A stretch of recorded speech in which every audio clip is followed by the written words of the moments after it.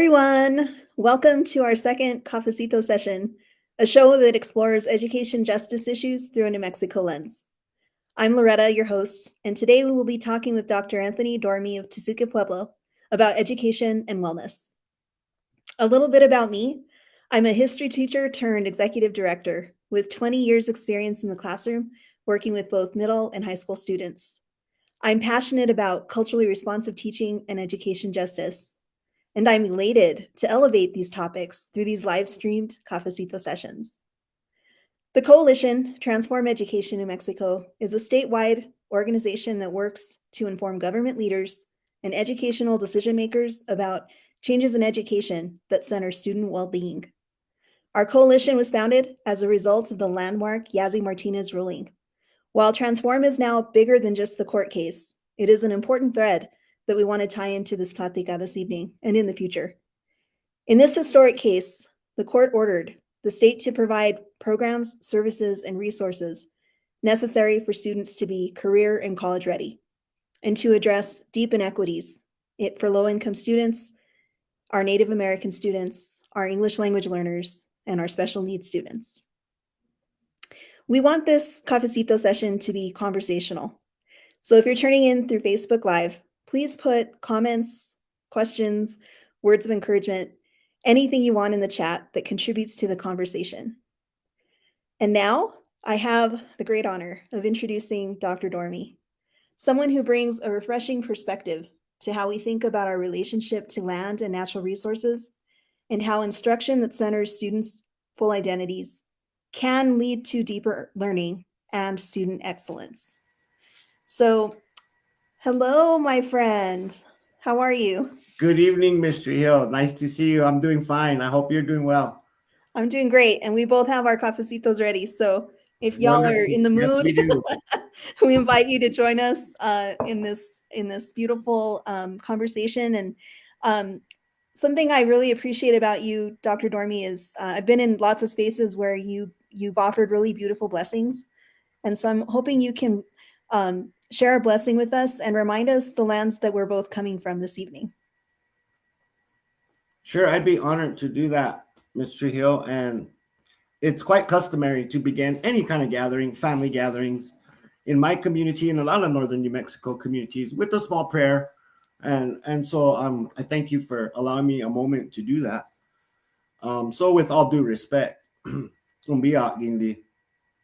ho e raho aho mu nawe ho na te iri ho na na di nawe ho gi wemori po nawe ho don sa ta ho ri mu pin di nawe ho gi wemori po ba sa ta to e a nawe ho gi wemori po ba nawe na te iri ho na na di ho e a gi hanu pi di nawe sa ta ri mu pin di sa ta to e bi mu ri nawe we gi po yone a gi horoku nawe ba sa ta to e bi mu we gi po yone a gi horoku nawe Nai wengi hona kuri hatu no vi ansha hoi mui no vi ingeri hoi hi kema nawe hoi tu sopa vi hi ho.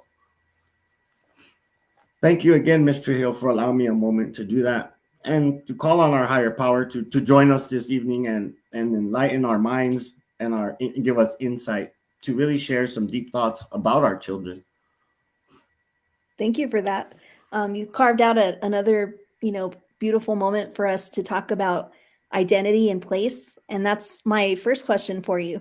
Part of what I'm hoping is in your introduction, you can tell us a little bit about your story, your identity, and how your identity is tied to place as a member of the Tesuque Pueblo people. Wonderful. Yeah. And in keeping with the spirit of Cafecito, I recall gatherings at my grandparents' house as a youngster, and the adults having cafecito after dinner and having adult talk, while us kids ran around either outside, inside, wherever that might be. But I recall the cafecito sessions being important, and the things that were shared and discussed amongst these adults at that time were really critical to our communities. And so I'm glad for this forum tonight. And this evening, I'm really happy to be able to use that spirit to really answer some questions about our kids, our students, and ultimately start contextualizing, conceptualizing, and answering the question, are they in fact well? And how well are they? Mm-hmm. And I think you've led us into a great segue with that by talking about place Mm-hmm. and what our relationship really is to place. Now, what place do we call home? And I think that's something all of us are fortunate enough to share, in that we call New Mexico, and some of us more specifically northern New Mexico, home. Mm-hmm. A very special place. For me, home is a lot more than just a place, though. Home is about the events that happened there and happened over time throughout my life and even before my life. Because a lot of those events I was not born or present for, but through stories, through hearing adults talk during the cafecito sessions at grandma's house about the way things were Mm-hmm. and events that used to happen. Those are important markers of home for us as Northern New Mexican people and as people with roots. And I speak today to you from my home in Tesuque Pueblo. I was raised here, but my family roots lie in Mescalero. Mm-hmm. They lie in Pecos. They lie in Tierra Amarilla. And they lie in Tesuque Pueblo, where I reside. Mm-hmm. But my grandparents and my great grandparents are from all these four places that I just mentioned. And my family roots extend throughout New Mexico. And so the place that my roots exist really to me signify home. And that is the place I call home. So that being said, I don't only consider my reservation in Tesuque Pueblo of 17,000 acres home. Now, place also holds a lot of the traditions that go along with some of those events. The traditions that happen annually, the traditions that happen within families that mark passages for people into adulthood or into another world. But those traditions, for me, have really helped me understand where home is. And within those traditions and those events ultimately lie the values, which kind of set us apart as Northern New Mexican people Mm-hmm. and New Mexicans in general. You see, my father's from Tesuque Pueblo. My mother is from El Rancho, a small Spanish community here in northern New Mexico, just north of Poake. But my grandparents, again, come from Pecos and Tierra Amarilla.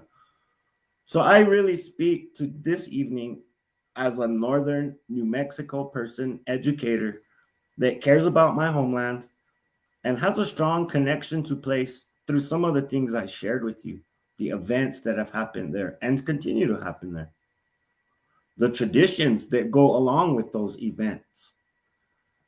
Growing up here in northern New Mexico, and it's just around the corner, it's a familiar sight, and yet it'll be a welcome sight again to see the walkers making the annual pilgrimage to Santuario de Chimayo because of those beliefs that go along with it, those values that go along with it.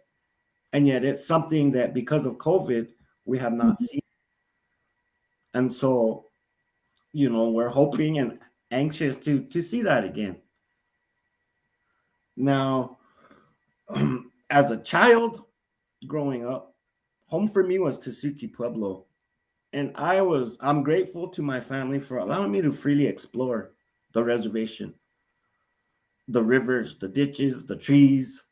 I think we did it all, and we knew where every orchard in this pueblo was and when the fruit was ripe, because that was where we hung out as kids. But we also knew the people that owned those places. Because I mentioned values a moment ago. In this place that I call home, Whether someone is blood related to me through blood or not, I would address them as aunt or uncle Mm. in the community.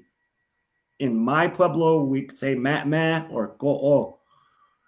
In my in El Rancho, when I visited my other grandparents, it was tia or tio. Everybody was tia or tio.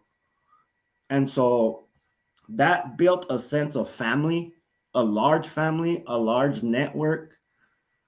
And I think these things that I'm describing are what start to outline for me what really make up home. Um, the places, because I've seen how many places around my reservation have changed in my lifetime. Springs Mm. have dried up, rivers have less, our river has less flow, orchards aren't there anymore. And sadly, I don't see many children playing at the river like we did all summer long or Mm. in the ditches. And so, again, going back to the things that I outlined for you, those are the things for me that have helped my identity and my relationship to the place I call home, develop over my lifetime. Thank you for that. I think we had this conversation one time at least where we share a common place in our personal stories.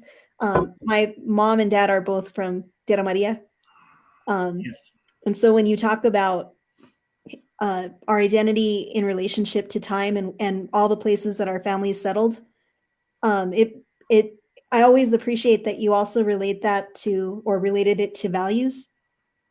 And when we talk about education concepts, one of the things that I'm always searching for is how our Western system of education can make space for values. And one could argue that there is space for values, but those values don't always align with the values we bring when we are in our fullness of our identities that are tied to land and tied to our roots and tied to our abuelitos and tied to that ancestral knowledge. So, what I want to do is have you take us kind of a little bit further into that skill set that you bring around theories of culture and Western science and the way that those things overlap, um, so that we can talk a little bit more about wellness in this bigger context of epistemologies and ways of knowing that you're so good at tapping into in your I've seen you at work with kids, and the way that you weave that stuff, it's like magic and it looks easy, but it's not. And I've been a teacher for so many years, and if I had had a chance to watch someone like you teach early in my career, I know I could have taken my own identity and I could have moved it into my instruction in even more ways. So I'm wondering if you can kind of talk to us a little bit about culture and science, Western science and indigenous epistemologies and how everything intersects. Yeah, sure. And thanks for shedding some light on that issue of culture and this Western scientific concepts. But as a student, particularly at Colorado State University, studying wildlife biology, I started to really realize a lot of what I learned exploring this reservation and these rivers and these hills was what I was, in a sense, relearning in another language, the language of Mm. science. I remember being in an ornithology class, looking at specimens of birds from various states and of various species, but I knew them by sight because on the reservation and in my community in Pueblo, we utilize birds for many things. And so we become familiar with these birds. So I knew a lot of these birds from my upbringing. Some of them, a lot of them, I should say, I knew how they tasted Mm. because I've eaten dove, I've eaten duck, I've eaten goose, I've eaten turkey, and a lot of us probably have, but I've also eaten robins, one of our favorite and a delicacy in Pueblo communities. Mm. But all these things that I learned growing up on the reservation, experiencing birds, climbing up to trees and looking in the nests, played a role when I got to Colorado State.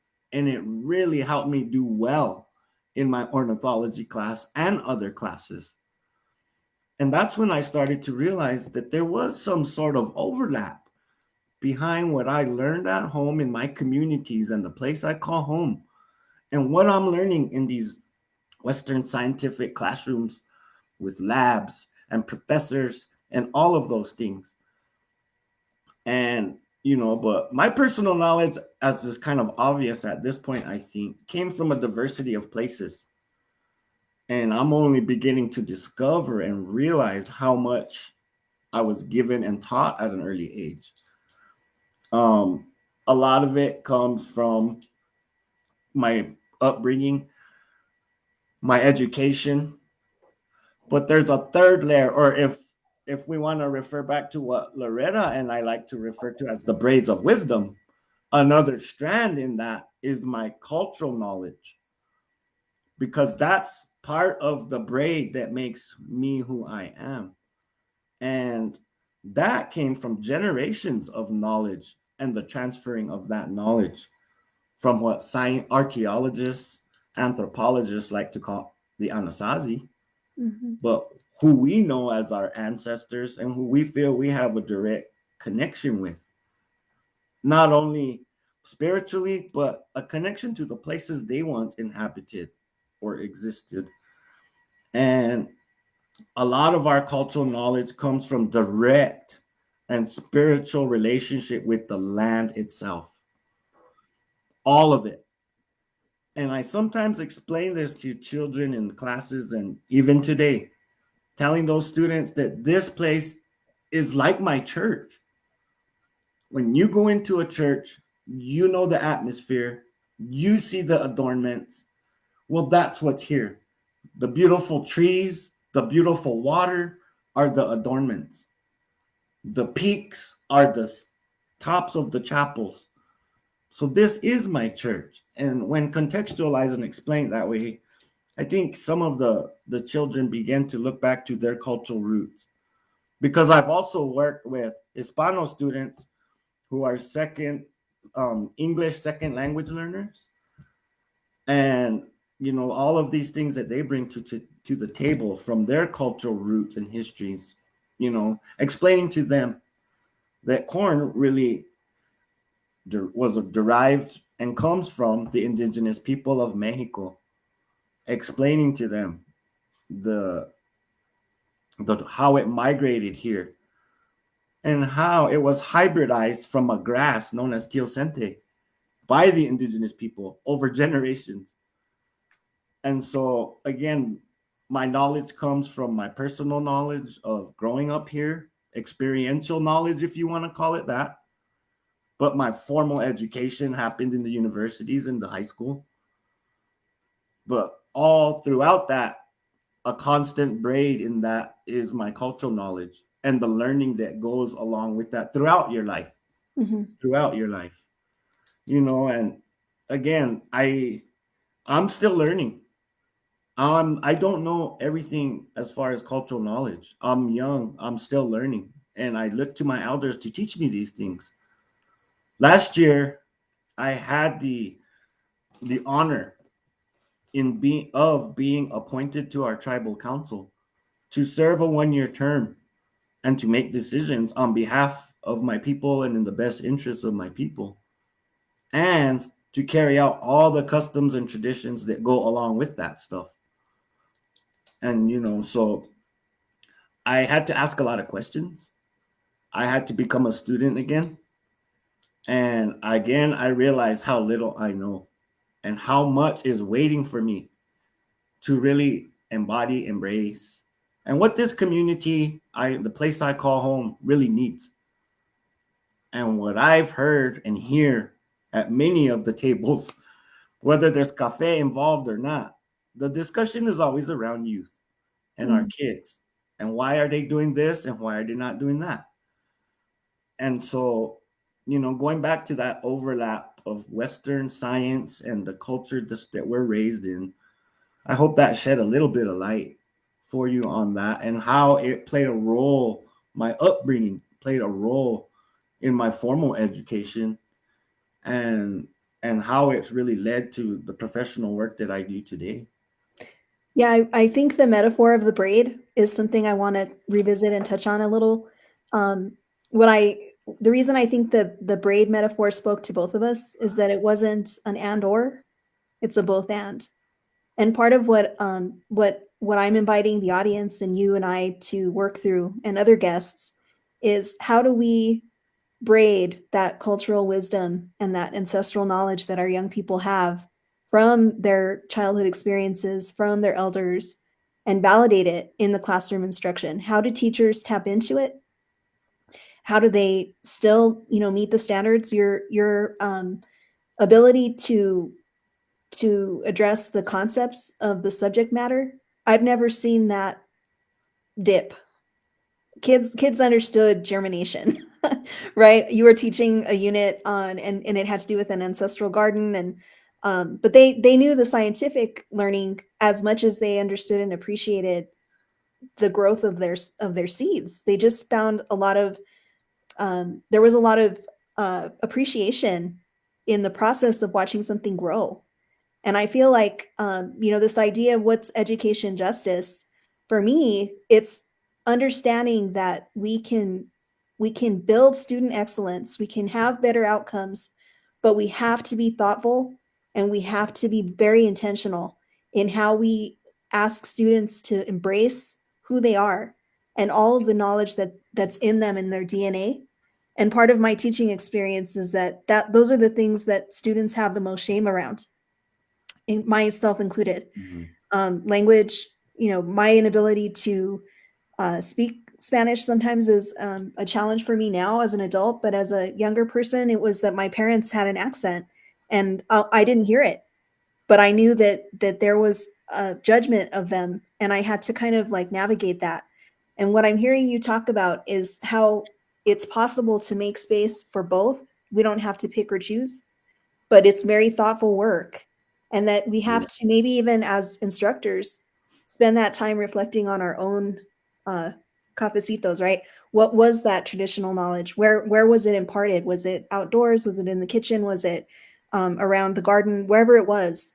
But we all have that, no matter what background we come to education from. We all have that ancestral knowledge, and I wanted to kind of take us into a new concept that you have shared with me before, but I want you to share it with our audience. What do you think that cultural literacy means? What does that term mean to you? And how is that tied to your Pueblo identity and other identities that you've kind of spoken to? Mm-hmm. Well, cultural literacy is a huge topic and it's very complex, but so is social literacy. And many of our students, the students I work with, I know most of our Pueblo students, but a lot of indigenous, Hispano, and Northern New Mexican students are faced with dealing with both social literacy and the cultural literacy elements at the same time, which oftentimes become a lot. Mm-hmm. And, I think these days, speaking for a moment towards social literacy, cell phones, social media, emails, text messages, nobody calls each other anymore. So part of being socially literate at this point in time is owning a cell phone, knowing how to use it, and using it efficiently. But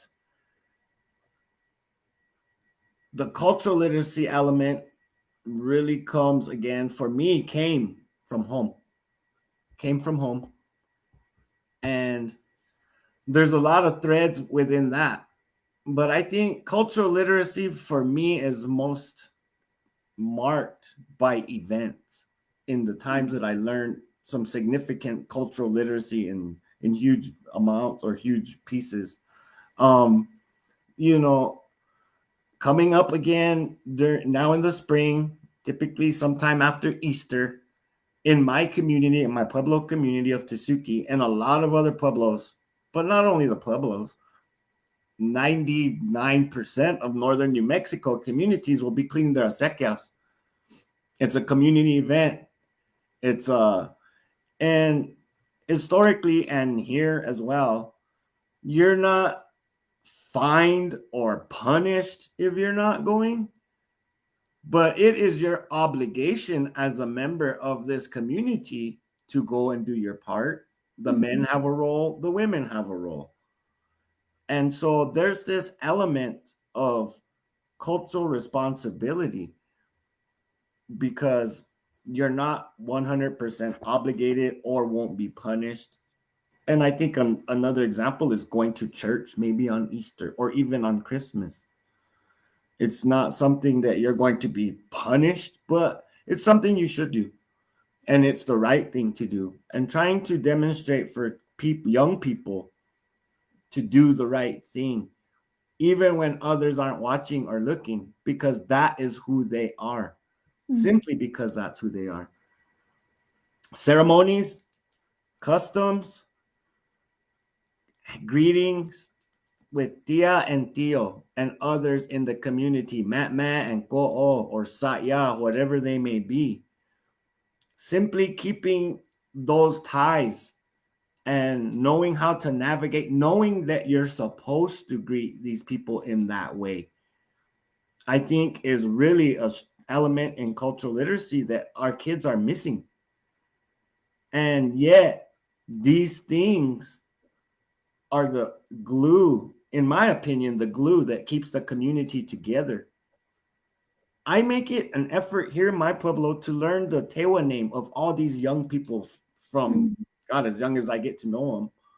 And it's not always easy because I have to know their English name. You know, he's Kashtin, but he's Tiguenu, which means lightning. I call him Tiguenu. And sometimes, you know, that's just how I get to know them. But, you know, making it an effort to even know their English name, I think goes a long way. And it's a responsibility that I don't take lightly because I know that a lot of young people in this community look up to me because they want to be able to do some of these things. And so it's important for me, and it's something I don't take lightly, getting to know them and building a relationship with them. And sometimes it simply starts by remembering their name, their favorite food, something special about them. Because we all, and they all in some way, are talented. And it's up to us to boost that. It's another metaphor, farming metaphor. You know, and this is also an element within cultural literacy. But that baby plant sometimes needs some dirt, some support as it's growing, and maybe growing too fast sometimes. It needs help. It needs support. And I think that's what I see my role. Knowing their name, knowing where they come from, and knowing that he likes the Raiders or the Broncos, maybe. It can be as simple as that. But I see myself as that dirt around that young plant so that it can thrive and produce fruit or live a healthy life. So I guess those are my thoughts about cultural literacy. But, you know, the language, again, is another element I should mention before I, you know, stop on that cultural literacy topic. You know, here in my pueblo, there's the Tewa language is in serious decline. If we were wildlife, we would be an endangered species. If you were to identify the number of fluent Tewa speakers, I'm not 100% fluent, and I try to stay humble about it. I'm pretty good, but we would be an endangered species on everybody's endangered list. That's how few of us there are left. So I always make it an effort in my teaching, whether we're at the river, in the classroom, to really include language wherever appropriate. Because where it was usually taught at home, it's not happening anymore. And I've heard this language as a topic at many, many dinner tables. Well, how come the kids aren't talking? How come they're not even interested in? And it's not only the Tewa kids. A lot of northern New Mexico kids don't habla español. And I work with a lot of them. So I have also made it a priority to get better. Habla poquito, pero, you know, just little at a time. We're getting there. And I can make more jokes in español than I can speak fluent Spanish, but that's part of growing up in northern New Mexico. We have our slang, our jokes, and all of those things that make us, again, who we are. But I think that's about what I have to say about cultural literacy. And again, that it is the glue. These things are the glue that keeps our communities together. Yeah, there were a few things that you mentioned that I wanted to lift up a little bit more. The way you're talking about students, the value you place around knowing their Tewa name, knowing their English name, knowing their interests in a teacher preparation program. It's pretty common to talk about, or at least an acknowledgement of the need to get to know your kids. And what I want to kind of put out there for the audience is this idea that relationship building is foundational to improved performance. That instead of looking at the practice of teaching being about content, what I'm proposing is that it's actually foundational work to get to know our kids. It's foundational. It's not an add-on, and it's not cute. It's essential. And some of the reasons that I was successful with difficult students, kids who had sort of a reputation, was because if I knew that they were struggling somehow, the antidote was always getting to know them. And if I was authentic and they perceived me to be authentic, then I was able to work with them, and I was able to come up with solutions with them, given a lot of challenging life circumstances that they were navigating. And so relationships, I think, are, that's not a new concept. Where as educators, we have all heard, you gotta build relationships. But the way that you're describing it in a culturally based way, I think is really something that maybe, new educators would have a lot of room to kind of grow in their thinking. It's not just getting to know them as young people, but getting to know them as cultural beings with languages that are different than English, that have value and cultural knowledge that isn't written in books and maybe has never been published, but still that matters and that still counts. So I wanted to kind of tie that to what you were saying. And then when we talk about education justice, what I love about some of the ideas you've given us is that values are really important. They're like embedded, and they're braided into what I'm hearing you speak to. And when we have a value of care, of responsibility, of duty, of recognition, what I'm hearing you say is that those are beliefs that can carry our education system further, right? Yes. So my next question to you, to take us into the wellness realm, just kind of help us understand, when you hear the word wellness, what does that mean to you? What's your interpretation? Okay. Yeah, and thanks for those words. But wellness, I think of my mom. And, my mom and I have a great relationship, and we talk a lot about life. But mom always calls it the pie. Your life is like a pie, and you have to maintain all of those pieces of the pie.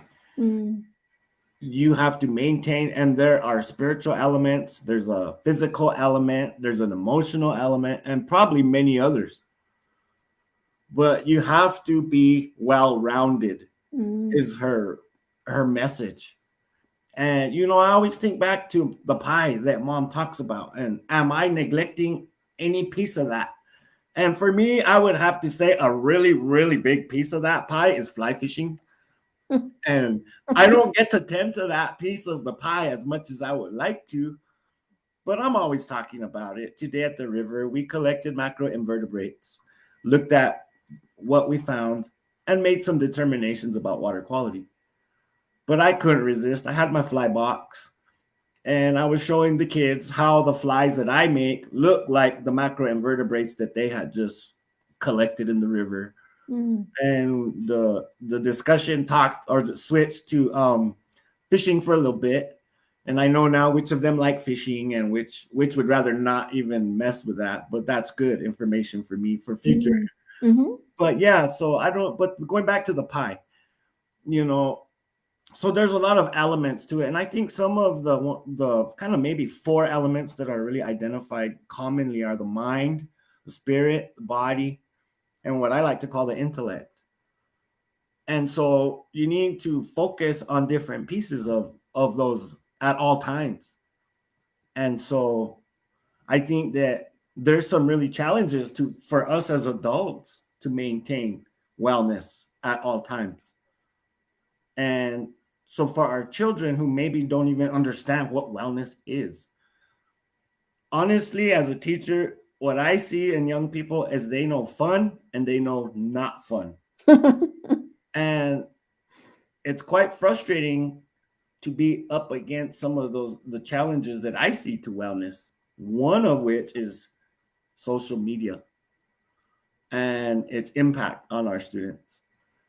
But again, wellness, going back to the mind, spirit, body, and intellect, in Tewa ways, we're told and taught that every morning when you wake up, you take a small handful of cornmeal and you go out and make an offering to the sun, to the new day, and ask for guidance, ask for insight, and not only for yourself, but for your community, your home, and everybody within.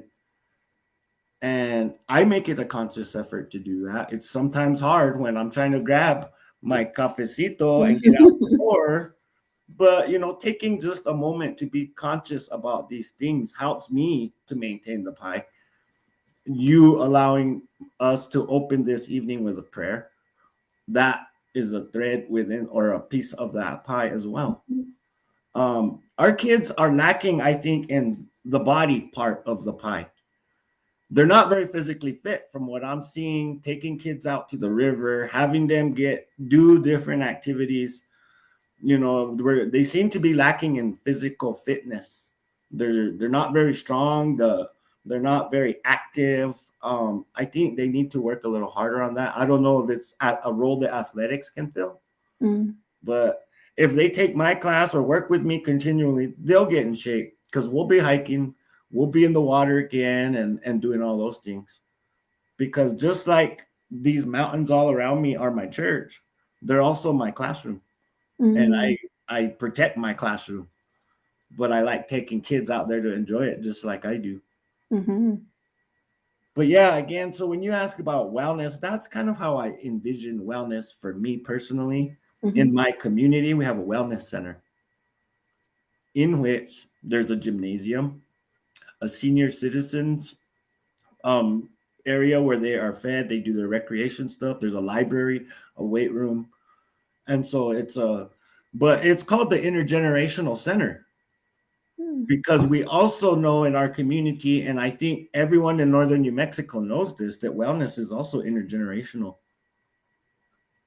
Wellness is intergenerational. And so if we are laying a foundation for our kids, it's up to us to establish that, because wellness, in fact, it's taught, it's learned. And, I'll never forget, and I can hear her voice right now, my mom saying, the pie, you need to maintain the pie. Because that also includes for me being a Catholic, abstaining from meat on Fridays, going to church on Sundays when I can. And I don't mind abstaining from meat on Fridays because I love fish and chips. And we get fish and chips every Friday. Something else we share in common. I enjoy a good fish and chip meal. But yeah, those are my thoughts on wellness. And one final note, I designed a program at the Santa Fe Indian School called the Pueblo Pathways Project. Really with these concepts of social literacy, cultural literacy, and wellness in mind. But under the umbrella of scientific education. So there was a lot happening within this program. But what we did was really try to engage students as much as we could out in my classroom, in the river, in the mountain, wherever it might be, in the cornfields. But we always included an elder mentor that could share some cultural knowledge as well. I learned a lot about other pueblos around me. And I do have I see that the Vimeo web address for that video is now in the chat box. And if anybody would like to view it later, I would encourage that because it really highlights a lot of the things I'm talking about.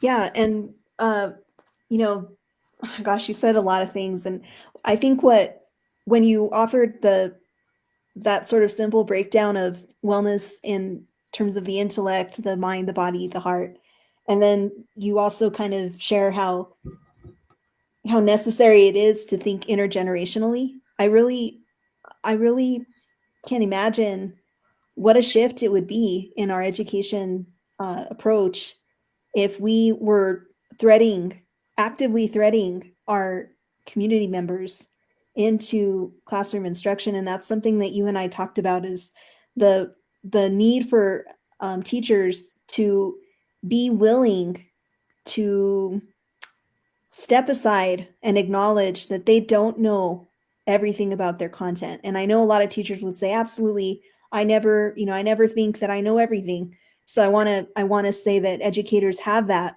But then there's also this vulnerability when you have to step away and let someone else be the expert. And, in traditional kind of, more traditional people, they may not have a very they just sort of come as they are, and it's very beautiful and authentic. But to be as an educator open to collaboration with community knowledge keepers is something that I think would take our education system so much further as a state, because you're naming all of the different gifts that many of our kids have. When you get to know them, you'll find out that their grandfather did this and their grandmother has that experience, and someone has a small business, or there's just a lot of wealth in our communities. And so what I want to do is talk a little bit about what can we do to improve the wellness of our children in New Mexico that we're not doing as it stands. Okay, thank you. I think that I mentioned it earlier, but I think one thing that's jeopardizing the wellness of our students, and not just in New Mexico, probably all over the United States, but it seems to be impacting us in smaller communities a little more, is social media. And the students' unwillingness to get away from it, put it down for a while. Even today at the river, I had to ask a group of students to put their phones away, and there wasn't service anyway. Mm-hmm. But just that constant battle with social media. I taught at the Santa Fe Union School in a classroom that had a computer at each station for each student. That became an issue as well, because half the time I wasn't sure if they were actually on task. Most of the time they weren't, Mm-hmm. but it was such a distraction to have them changing screens back and forth, and all. It was more of a game of don't get caught being on social media, Mm-hmm. rather than using the internet for research purposes or what we had intended. Um, Can I offer something that yes. you're inspiring me to think about is with all of that you've shared, what comes to mind is for some of the students I've had experience working with, because you're naming a gap maybe in my own lifetime, and I'm almost 50. I think my education experience, the value of ancestral knowledge and cultural knowledge wasn't there in my own teaching. I mean, my own educational experience. And so when I was introduced to social media, I already had an experience, or, at least half my life where I had lived without it. And we're teaching a generation that has known it from birth. But what I also think is tied to that is how those parents have maybe become um, like I am, right? And we're using we're using Facebook, we're using this social media as a tool. But the word I want to offer is present, to be present in the moment, to be like you mentioned earlier, with the way to start your day in a reflective place, open for wisdom and open to insight. How can we impart that to this generation with all of the distractions? How can we support them in building the skill set to understand the need to be present? Well, I think for me, some of the successful ways that I've done it, and it's highlighted in the Pueblo Pathways video, which the link is in the chat box, but has been some extended periods of direct contact with students. It's not always possible. It's quite difficult. But whenever those times are we can carve out time or create time to do things, I've seen some real value in that, because I've been able to, and me and my peers, my colleagues, my mentors have been able to interact one-on-one with students for maybe a day or even two. 3 is ideal, but we've done things like camping, going to Crow Canyon in southern Colorado to look, and so we stayed up there and we made a day trip to Mesa Verde. But those types of activities where you get prolonged interaction with these students really helps in that development of all of that, and kind of teaching them, this is how you maintain the pie, by doing these things. And I don't want to sound like anti-social media or anti-technology. There's a role; it plays an important role, but its role has become distorted. And yet, when I have technological issues or any kind of issues in the classroom, I go directly to the students, because they know how to work all these things. Yeah. But I think that is one of the deterrents or distractions from wellness. I don't feel so good as an educator always seeing New Mexico ranked last statistically in almost every category regarding education, because I think we're in a place where we can do better, and we should have been doing better for a long time. But I hope that I'm part of that change in the work that I do, and getting schools to think a little differently about how we educate kids. I don't agree with educating them in batches according to age. I've experienced students in the 10th grade who can do things that a 12th grader cannot do, and vice versa. Some students are ready early. There's many more factors than just bunching students by age. And this year you learn this, or it's more a factory model of educating our kids. And yet kids, as I saw today, don't feel like doing a whole lot after lunch, after they've eaten. So it was time to take a hike, not collect data. So we accommodated the trip. We got a little active and woke everybody up. And I think it requires us as educators to be a little flexible, because for me personally, a lesson plan is merely a guide. You see lesson plans written that almost like a recipe. Step 1, step 2, step 3. No, that's not how it works. It's a guide. But if little Tommy or little Sandy isn't even connecting with you, they don't want to hear you, or they're hungry or cold, your lesson plan might as well go out the window. But if you can accommodate them on a more personal level, I think they respond to you better, and they're willing and able to learn at that point. Well, we have a question in the chat, so I'm going to go ahead and ask you to contemplate this. What are the core values that sustained us to this day and must be transferred to our kids now and in future generations? Wow, a great question. And I mean, my mind immediately goes back to the pie. What are the values within that pie that mom talks about? And another thing I'd like to share is that at the Santa Fe Indian School, they have identified, at the time I was there, 8 core values that guide everything in the school. And those core values are things like respect, tradition, nature. I can't quite remember them all, but those guide programming. They guide everything that happens at the school. And those values are intentionally embedded in activities, in lessons, And even in the foods that are served in the cafeteria, those kids get to see the red chili and the foods that make them feel like they're still at home.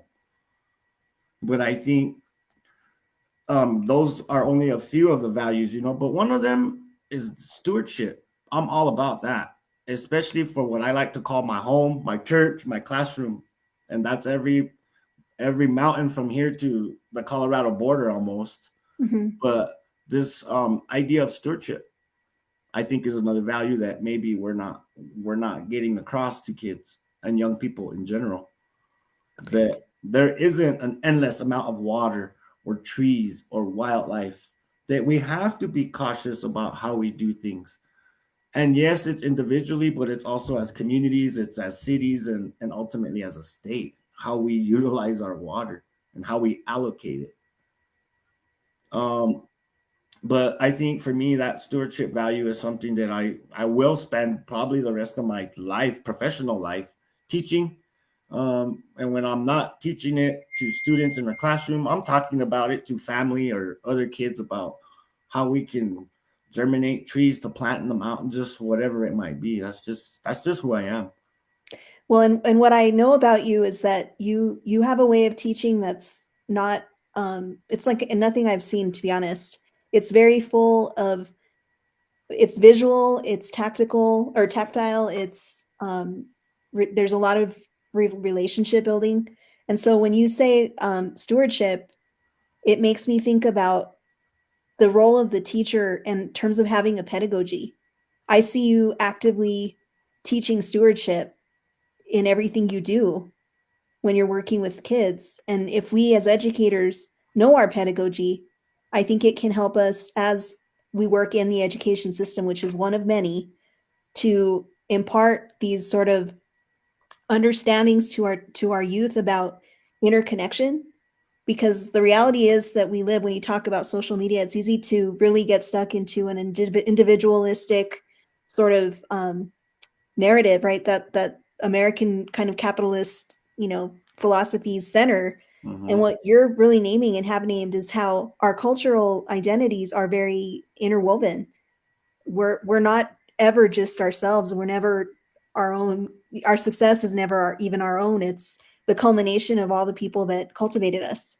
And so Mhm. I hear you talking about the solution to move our kids forward in their sense of understanding of that is our values in our own teaching practice. And so I do have another question here. Can you share what is your dream for our kids and for those yet to come? I think um, really quickly before I address that about my dream, my style of teaching, the style I prefer, it really serves all disciplines that students are required to take in schools. I can accommodate history, social studies, math, science, art, writing. They all will fit into this style of pedagogy and this concept of teaching. We've had some great writers come out of northern New Mexico. We've had great artists come out of New Mexico, all who, or not all, but a lot maybe were not originally from here, but Mhm. were inspired enough by our landscape to become that. So I try to give that gift to our kids to realize that this place we call home is very special. Mhm. And yeah, the land is a huge part of it. But knowing that you can go over there to Tias and get cafecito or bizcochitos at Tias over here, whatever it might be, that's what makes this place home. Now, my dream, I think, is to see at least some type of outdoor classroom in every school.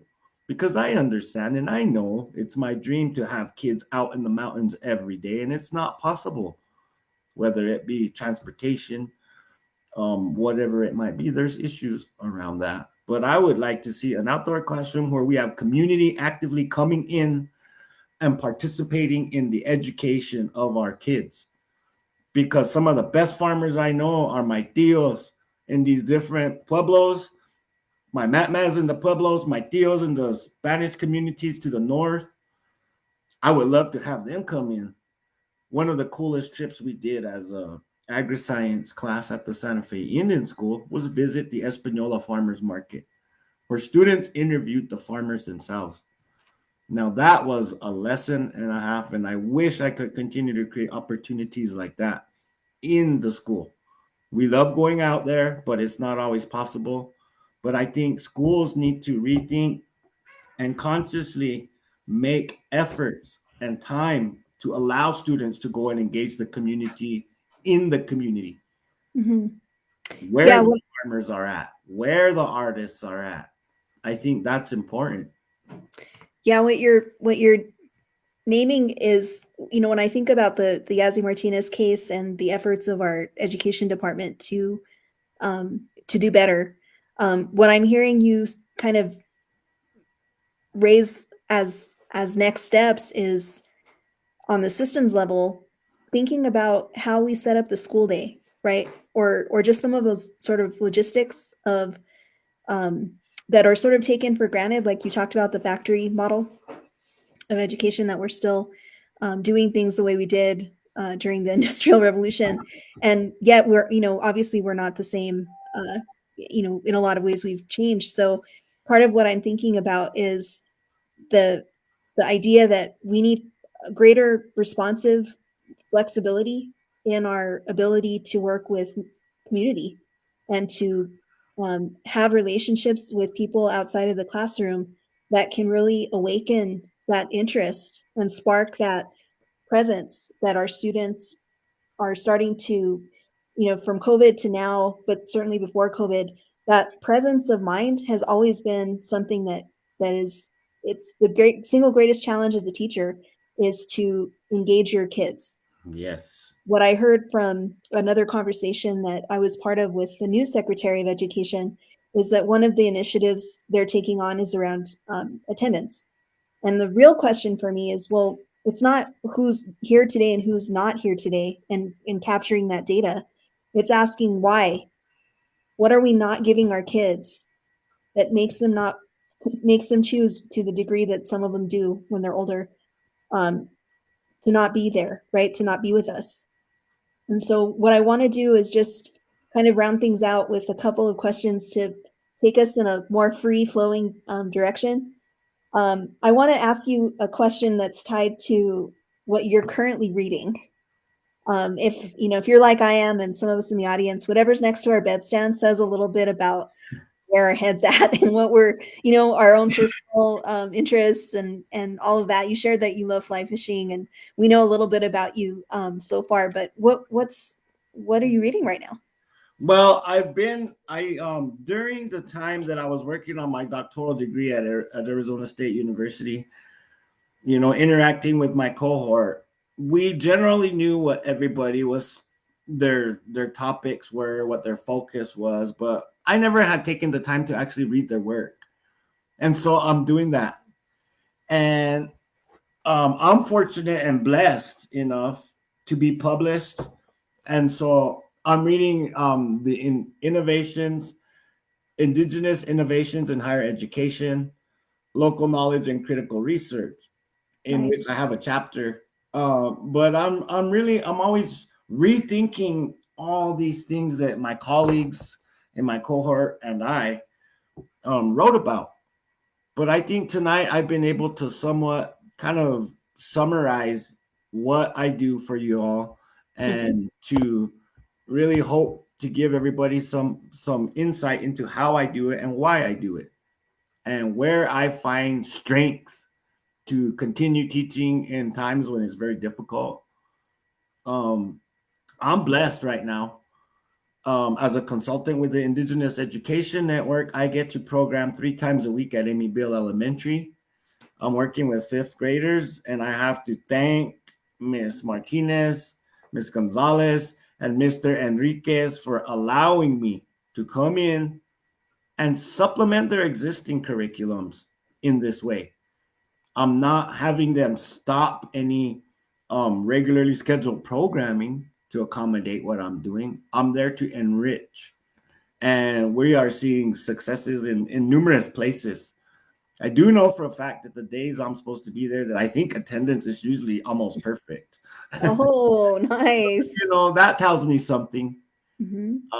And I hope our starter plants are doing good at the school, but we'll find out after spring break. Yeah, But that's a whole other that could take us another half hour just to talk about the ancestral garden and to talk about the curiosity you sparked, the relationships you're building with especially our young boys, right? At that age that mhm. may not be, in their happy place except when you walk in the door. Yeah, They're ready to sit and they answer your questions. That's what I saw. Just, and a lot of them have opened up to me over time about issues and things at home, or wherever they may be, whether it's conflict in the school with another student. mm, But what I've found to really work well to ensure that our kids are well is to really treat them as intelligent and capable people, because they are. mm, And that's how I speak to them, as if mm, they are intelligent and capable. And that's what I expect from them. And I believe in giving them responsibility. Back in the day, I like to say, I was given daily chores and I couldn't go anywhere until those were done. mhm, After school, it was a routine. You came home, you did your chores, you got your snack, and you took off to the river with your buddies. That's what I mm, did. But mhm, I had chores on the weekends. So teaching them responsibility, I try to give them some type of responsibility and holding them to it, holding them accountable to it. And not necessarily being harsh about it, but maybe rewarding them when they do good. I'm mm, always rewarding them with something.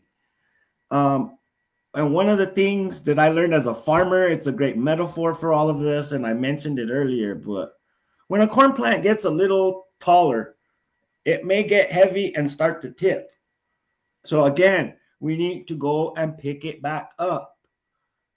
Well, when our students fall, we need to pick them back up. And I've seen students maybe categorized as X, Y, or Z. And I think it's up to us, all of us, to pick them back up and make them feel again as a part of the group and still intelligent and capable. But I mm, believe in that. And in my community, there's a saying about that, about when a young person goes through a hard time in their life, or any person, and they fall.